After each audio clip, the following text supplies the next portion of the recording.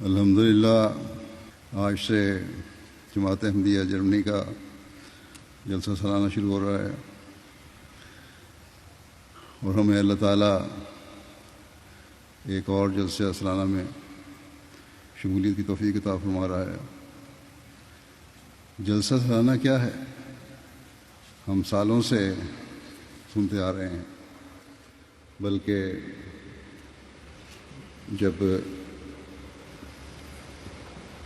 جب سے کہ جلسہ سالانہ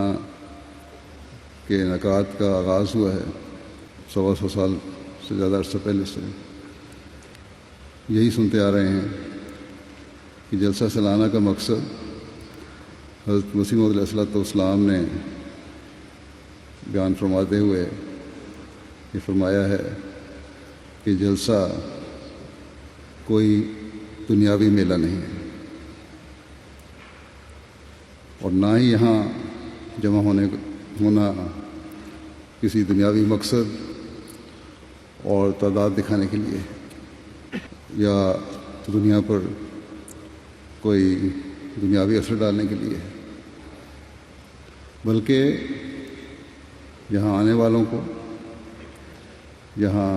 جمع ہونے والوں کو خالصتاً للہ جمع ہونا چاہیے، تاکہ جہاں اپنی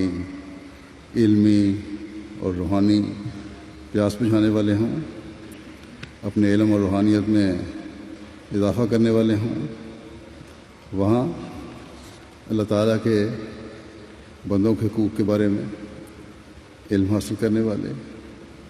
اور ان حقوق کو ادا کرنے کی کوشش کرنے والے۔ بس سب سے پہلی بات آج جو میں کہنا چاہتا ہوں